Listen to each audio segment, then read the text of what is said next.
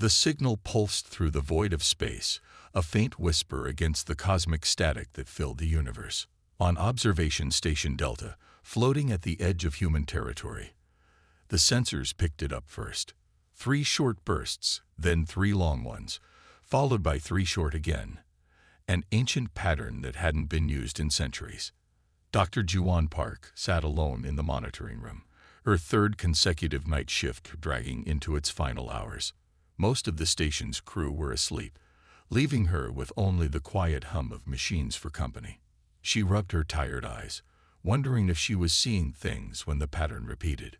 But there it was again, unmistakable.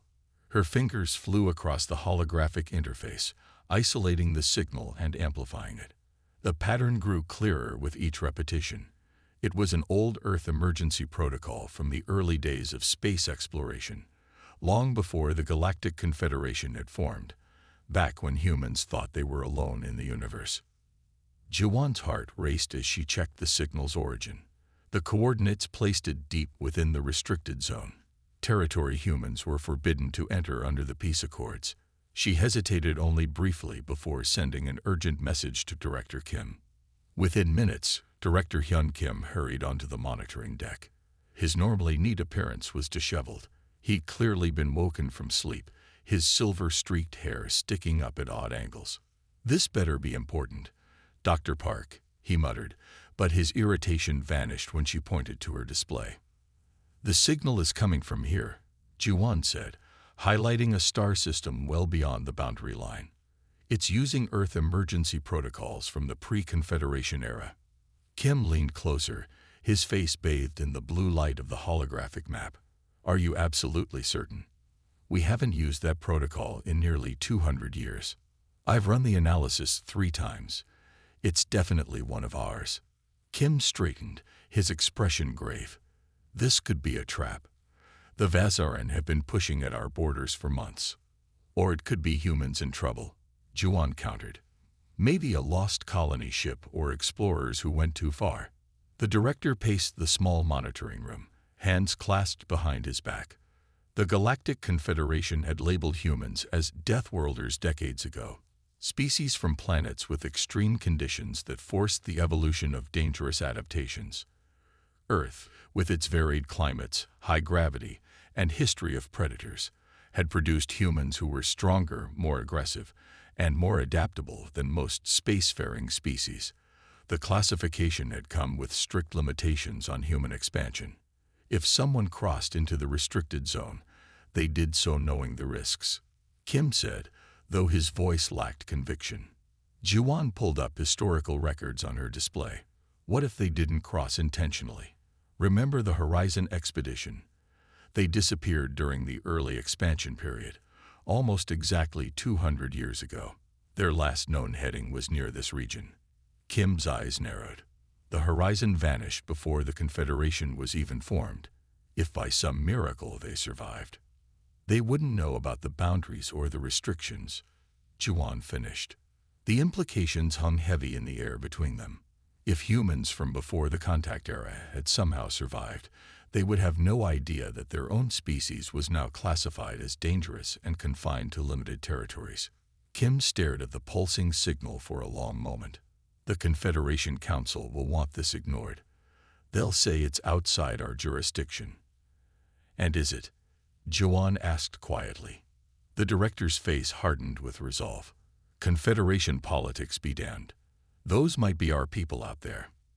He moved to the communication console and entered an encrypted channel. "Get me Admiral Lee. Priority Alpha." Juwan watched as the connection was established. The Admiral's face appeared on screen, alert despite the early hour. "Director Kim, this is unexpected. Admiral, we've detected a human distress signal coming from inside the restricted zone. It's using pre-Confederation protocols." The Admiral's expression remained neutral, but his eyes sharpened with interest. "You're certain?" "Dr. Park has verified it. The signal pattern matches Earth emergency protocols from 2 centuries ago." Admiral Lee was silent for a moment, calculating. "You realize what you're asking. If we send a ship across the boundary, even for reconnaissance, I know the diplomatic risks, Kim said firmly. But if those are humans out there, they're our responsibility. The Admiral nodded slowly. The scout ship Pathfinder is in your sector. I'll authorize a stealth mission to investigate, but nothing more until we know what we're dealing with. After the communication ended, Juan looked at Kim. The Confederation won't be happy. They rarely are when it comes to humans expanding our reach, Kim replied with a grim smile. But some things transcend politics. If our people are out there, we won't abandon them, no matter how long they've been lost. The scout ship Pathfinder cut through the blackness of space, its stealth systems engaged as it crossed the boundary into the restricted zone. The small vessel was designed for reconnaissance, with a crew of only 12, all of them aware they were violating Galactic Confederation directives. Captain Jihai Kang sat rigid in her command chair, her expression giving away nothing of the tension she felt. This mission could end her career if the diplomatic fallout was severe enough, but the distress signal had left her no choice. Final approach to coordinates, announced the pilot. Dropping out of hyperspace in 3, 2, 1.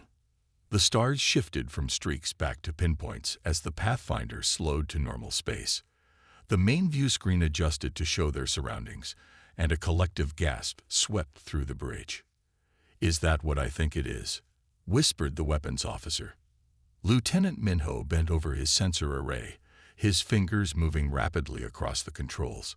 "Life signs confirmed," he reported, voice tight with disbelief. "Human biosignatures. Hundreds of them." Kang stood slowly, staring at the impossible sight before them. A massive colony ship hung in orbit around a small blue-green moon. Its design was unmistakable, an early-generation vessel from humanity's first ventures beyond their solar system. "The Restoration," she breathed. The name was visible on the ship's hull, though time and micrometeor impacts had scared the metal. It disappeared 200 years ago during the early expansion period. "Captain, they're hailing us," the communications officer said. "They seem confused by our ship design." Of course they would be, Kang thought. The Restoration had vanished before humans had even encountered other intelligent species. These people knew nothing of the Galactic Confederation or the restrictions now placed on human territory. "Open a channel," she ordered. The face that appeared on screen belonged to an older man with weathered features and suspicious eyes. "This is Acting Captain Wu of the Earth Vessel Restoration. Identify yourselves immediately." Kang stepped forward. "I am Captain Jihai Kang of the Earth Scout ship Pathfinder. We detected your distress signal." "Acting Captain Wu, your ship disappeared from Earth's records 200 years ago." The man's eyes widened slightly, but he recovered quickly. "We experienced a wormhole anomaly during our journey. When we emerged, our navigation systems were damaged. We've been trying to determine our location ever since." He paused. 200 years, you say?" "Yes. Much has changed since your departure." 4 hours later, Kang led a small team to the surface of the moon where the colony had established a settlement. They were met by Director Do-Yun, a tall man with a quiet authority who had been elected to lead the ground colony 20 years earlier. The settlement was impressive, a sprawling collection of buildings surrounded by farmland and protected by high walls. Nearly 900 people lived here, descendants of the original restoration crew who had decided to establish a permanent colony when it became clear they couldn't find their way home. "We thought we were alone in this part of space," Do-Yun explained as he led them through the settlement. Children stared at the visitors with undisguised curiosity. "Then the Vazaran found us." "The Vazaran?" Kang asked sharply. "They're in this region." Do-Yun nodded, leading them to a viewing platform atop the perimeter wall.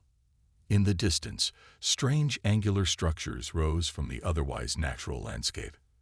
"That's their nearest outpost," he said. "They're not human, obviously. Tall beings with scaled skin and 4 arms. They welcomed us at first, seemed fascinated by us. They taught us about local plants we could eat, helped us understand the seasons here." "What changed?" Minho asked. "Everything, about 50 years ago." Do-Yun's face darkened. A new leadership took control of their civilization. They started imposing restrictions, where we could hunt, where we could farm. They claimed we were expanding too quickly and disturbing the natural balance.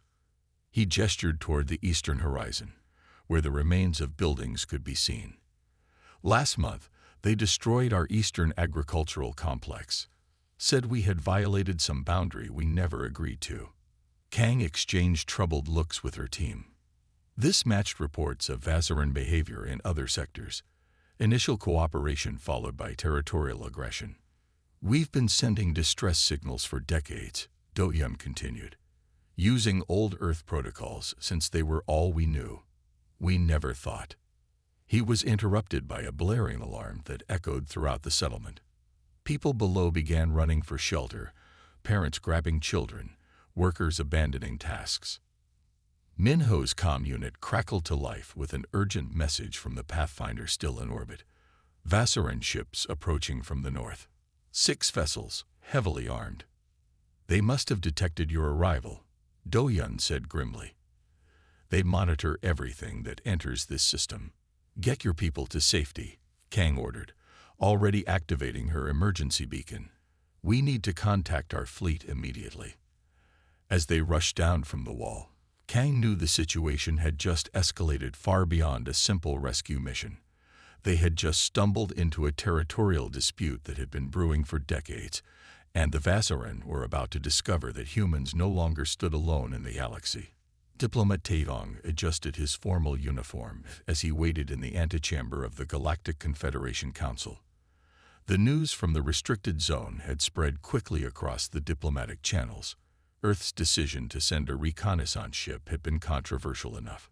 The subsequent discovery of a lost human colony and the Vasaran attack had turned a simple boundary violation into a full-blown crisis. Now, 3 days later, Earth had made an even bolder move. A soft chime indicated it was time. Taeyong entered the grand chamber where representatives from 37 spacefaring civilizations sat in tiered rings. The architecture was deliberately designed to intimidate. Soaring ceilings, dramatic lighting, and seats positioned so that whoever addressed the council had to look up at most of the members. Chief Representative Knoll of the Haxari species looked down at him with all 4 of her eyes. Diplomat Taedong, you have been summoned to explain Earth's recent actions. Please proceed. Taeyong stood tall, his voice clear and firm. Honored representatives of the Galactic Confederation, I thank you for this opportunity to speak. 3 days ago, one of our outposts detected a distress signal originating from within what is now designated as Restricted Zone 7B investigation. Revealed this signal came from human colonists who have been stranded there for 2 centuries, before our contact with the Confederation. Murmurs swept through the chamber. A Phylaxian representative leaned forward, whiskers twitching. This does not explain why Earth's 4th Fleet is now moving toward the zone. The Vasaran ambassador has filed a formal complaint claiming this is an act of aggression. Earth's 4th Fleet has indeed departed, Taeyong acknowledged. Admiral Yunji is following our most basic principle. We protect our own. The colony was attacked shortly after our scout ship arrived. The chamber erupted in protests. Chief Representative Knoll banged her ceremonial staff for order, one at a time. Ambassador Krax of the Zenturi rose, his appendages rippling with agitation. Your fleet movements have caused panic across 3 sectors. The Vasaran insist the humans violated territorial agreements that have stood for generations. They have requested Confederation intervention to remove these illegal settlers. Taeyong waited for the noise to subside. Interesting that the Vasaran claim these agreements have stood for generations, when our colony has been there for 2 centuries. According to Director Do-Yun of the settlement, the Vasaran originally welcomed them. The restrictions only began 50 years ago. He activated a holographic display in the center of the chamber. Furthermore, our archaeologists have made a disturbing discovery. These markers appear throughout the region. The hologram showed stone-like objects covered in spiraling symbols. They predate Vasaran claims by millennia and appear to be warnings about systematic extinction events. The council chamber grew quiet as the representatives studied the images. "What exactly are you implying, diplomat?" asked a Marakshan representative. Taeyong met the alien's compound eyes steadily. The humans didn't stumble into Vazaran territory. "Our analysis suggests the Vazaran have been methodically expanding into territories where they'd previously eliminated all competition." The accusation hung in the air like a physical thing. Finally, Chief Representative Knoll spoke. "These are serious claims, Diplomat Taeyong. Do you have proof beyond these markers?" "We have testimony from the colonists about Vazaran behavior patterns. Initially friendly, then increasingly restrictive as they grew more familiar with human capabilities. We've also compiled reports from other species along the borders of Vazaran territory showing similar patterns. They treat new species as curiosities until they determine whether they pose a potential threat." A tall, thin representative with pale blue skin rose. "If what you say is true, why haven't the Vazaran simply eliminated these human colonists? 200 years seems a long time to allow a potential competitor to develop." Taeyong nodded. "An excellent question. We believe the Vazaran were initially fascinated by humans. We're quite different from any species they've encountered before. Additionally, the colony remained small for many decades due to limited resources. It's only in the last 50 years, as the settlement has grown more self-sufficient and expanded, that the Vazaran began to see them as competition." The Confederation's Secretary of Historical Records, a small avian being, fluttered her wings for attention. "Our archives show 3 species that bordered Vazaran territory have gone extinct in the past millennium.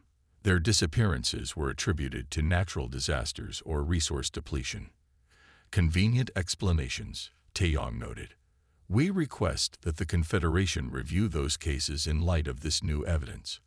Ambassador Krax slammed a tentacle on his console. "This is outrageous. The Vazaran have been respected members of the Confederation for centuries. Humans have been known to us for barely 100 years, classified as Deathworlders, due to your aggressive tendencies. Now you accuse a founding species of genocide based on ancient rocks and the testimony of boundary violators." Taeyong remained calm. "We aren't asking the Council to take action against the Vazaran based solely on our evidence. We're asking for a full investigation while we protect our colonists, who settled that moon before any boundaries were established." Chief Representative Knoll conferred briefly with her advisors. "The Council will deliberate on this matter. In the meantime, Earth's fleet is ordered to remain outside the restricted zone, while diplomats attempt to broker a ceasefire. If your accusations merit investigation, a neutral observation team will be assembled." Taeyong bowed slightly. "Earth respects the Council's process. However, I must be clear. Our fleet will defend our colonists if they are attacked again. 200 years ago, these people were abandoned by accident. We will not abandon them by choice." As he left the chamber, Taeyong knew the real battle was just beginning. The Fourth Fleet would reach the colony within days, and the Vazaran would not simply back down. Everything now depended on finding enough evidence to convince the Confederation before the situation escalated into open warfare. Admiral Yunji stood on the bridge of the flagship Resolute, her hands clasped behind her back as she watched the tactical display. The Vazaran Armada approached in perfect formation, 27 ships against Earth's 12. Their vessels were larger, with more advanced weapon systems and stronger shields, at least according to intelligence reports. But reports couldn't measure everything. "They're entering weapons range in 3 minutes, Admiral," reported her tactical officer. Yunji nodded, her expression calm. Around the colony's moon, Earth vessels formed a protective barrier. They were outnumbered, outgunned by conventional standards. But Yunji felt no fear, only a cold, focused readiness. "Open a channel to all Earth ships," she ordered. When the connection was established, she spoke clearly. "This is Admiral Yunji. The Vazaran have rejected all diplomatic solutions. They demand we abandon the human colony and surrender our trespassers for judgment. We have refused. Remember your training. Remember why we're here." These colonists are our people, lost for 2 centuries and now found. We will not abandon them again." She paused, looking at the Vassarin fleet growing larger on the view screen. "They've never faced humans in actual combat," she said quietly. "They don't understand what it means to evolve on a death world. Earth, with its high gravity, extreme weather patterns, and history of predators, had produced humans with unique advantages: stronger muscles, denser bones, faster reaction times, and above all, unmatched adaptability. The Galactic Confederation had classified humans as Deathworlders out of fear. Today, the Vassarin would learn why.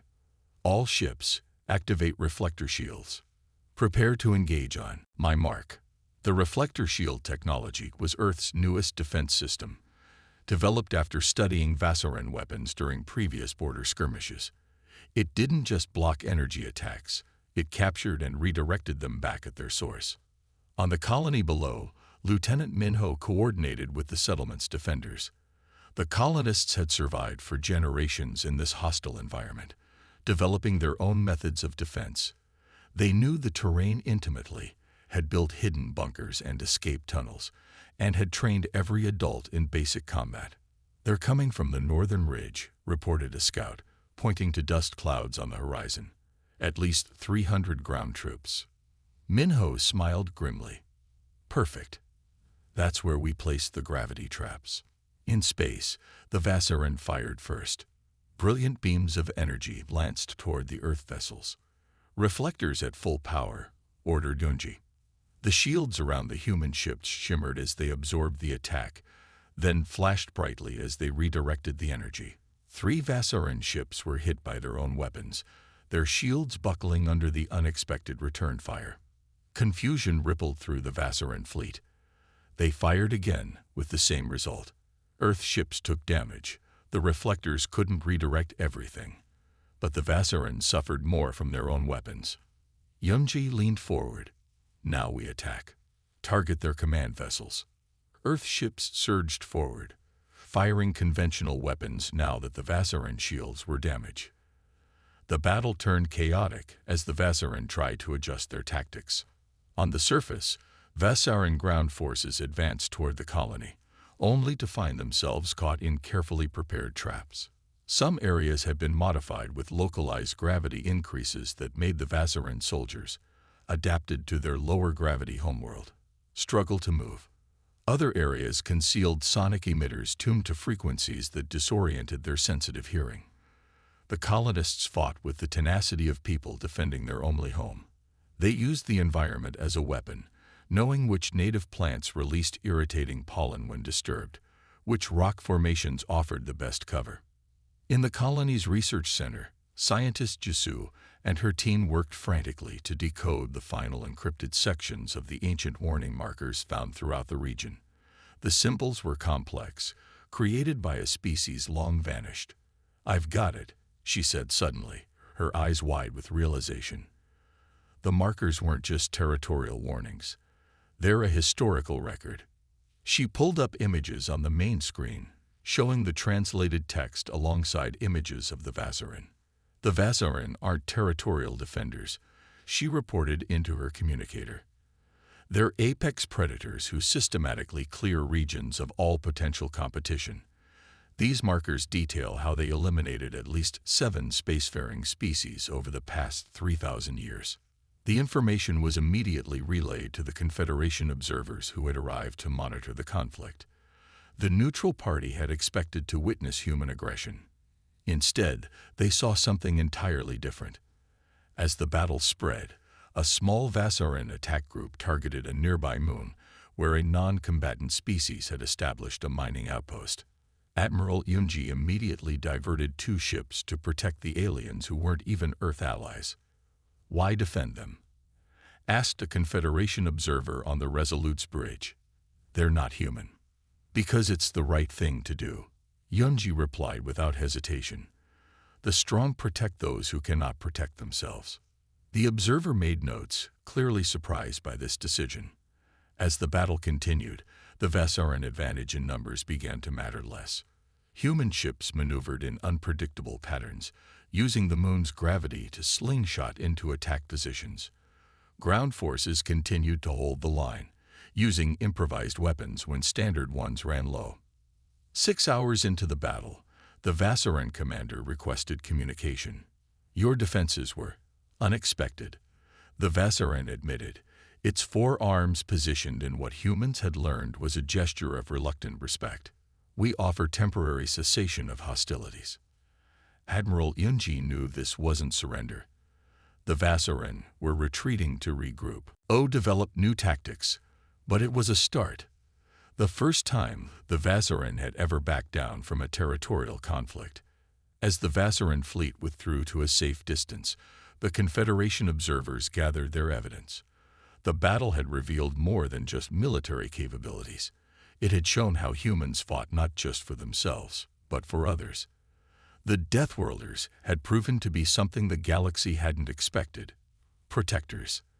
The gleaming Confederation station hung in space exactly halfway between Earth-controlled space and Vassaran territory. Inside the grand meeting chamber, tension filled the air as delegates from both sides faced each other across a wide table. Admiral Yunji sat straight-backed in her formal uniform, flanked by Diplomat Taeyong and Director Doyun from the colony. Across from them, 3 Vassaran representatives shifted uneasily, their scaled skin catching the light as their 4 arms made small, nervous movements. Behind them, observers from 12 Confederation species watched silently, recording everything for their governments. "We have reviewed the evidence presented by both sides," announced the Confederation mediator, a tall being with silvery skin.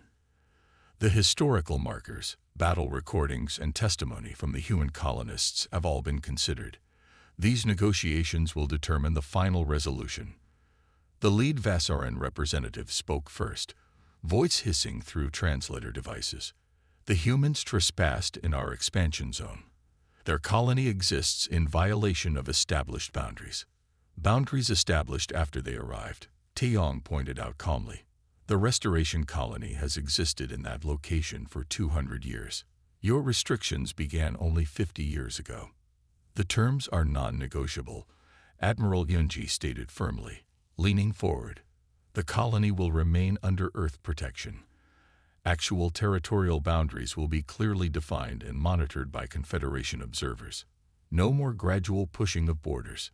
The Vassaran representative's throat pouch expanded in anger. "You dictate terms after one lucky battle." "After stopping your attempt to eliminate another civilization," Yunji corrected. "The ancient warning markers tell quite a story about Vassaran expansion methods. 7 extinct species over 3,000 years, according to our translations." The Vassaran hissed, but didn't deny it. Their military defeat had been comprehensive, despite their technological advantages. Word had spread quickly through Confederation channels about how the humans had fought, not just with unexpected tactics, but with unexpected principles, protecting non-human settlements in the battle zone. "We will accept limited boundaries," the Vassaran finally conceded. "But the humans must not expand beyond their current settlement." "The colony will be permitted natural growth," Taeyong countered. "And Earth will establish 3 defensive outposts along the border to ensure peace." After 6 more hours of difficult negotiations, both sides signed the agreement. The Vassaran left quickly, their pride wounded but their empire intact. As Admiral Yunji gathered her materials, the Confederation mediator approached her privately. "This outcome was unexpected," the mediator admitted. "Many species believed your Deathworld adaptations made humans too aggressive to be trusted with expanded territory." Yunji smiled slightly. "Perhaps they'll reconsider what being a Deathworlder really means." Back on Earth, news of the agreement spread quickly. The Confederation Council convened a special session to discuss humanity's role in galactic affairs.